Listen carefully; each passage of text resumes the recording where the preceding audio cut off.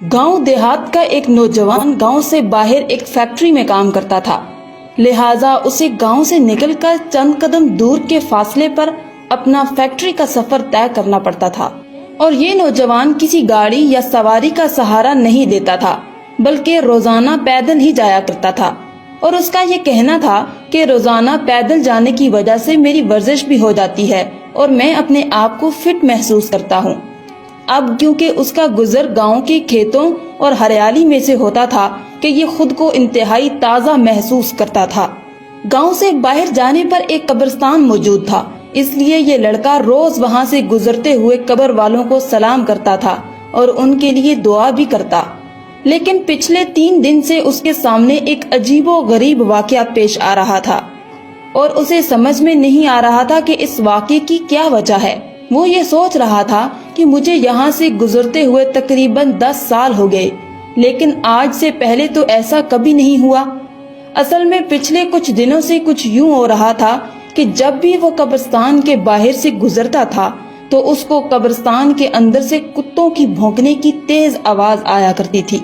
वो बड़ा परेशान था कि आखिर कब्रिस्तान में कुत्ते कहाँ से आ गए और इतने जोर जोर से क्यों भौंक रहे हैं, क्योंकि कब्रिस्तान को तो वैसे ही खामोशी का शहर कहा जाता है और इस खामोशी में फिर ये कुत्ते इतना जोर जोर से क्यों भौंक रहे हैं। उसकी परेशानी दिन ब दिन बढ़ती ही चली जा रही थी और अब 3 दिन गुजर गए थे।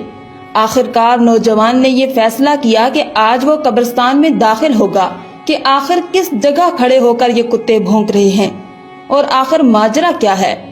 नाजरीन, अगले दिन जब वो कब्रिस्तान में से गुजर रहा था तो कुत्ते की भौंकने की आवाज फिर से आने लगी।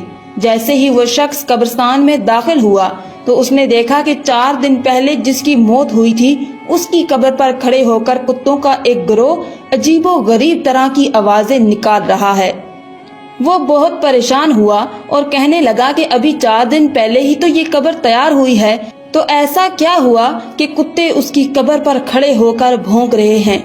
उसने जब ये देखा तो ये फैसला किया कि आज शाम को जाकर वो गांव की पंचायत में सबको इस बात के बारे में बताएगा कि जो शख्स 4 दिन पहले ही इस दुनिया से चला गया था उसकी कब्र पर पिछले 3 दिन से कुत्ते भौंक रहे हैं।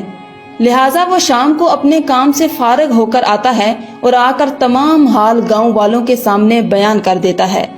उसके बाद उस कब्र में क्या हुआ, नाज़रीन, उस गांव की पंचायत में बड़े उलमा और अहले इल्म ने ये फैसला किया कि इसकी कब्र कुशाई की जाए और देखा जाए कि आखिर अंदर क्या मामला है।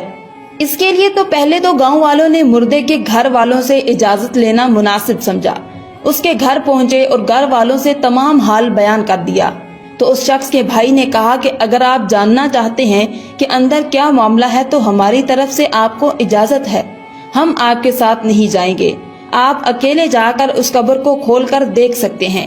लेकिन लोगों के लिए ये बात तो बड़ी हैरानी की थी कि एक भाई अपने ही भाई की कब्र खोदते वक्त वहां पर मौजूद ना हो। लेकिन लोगों ने इस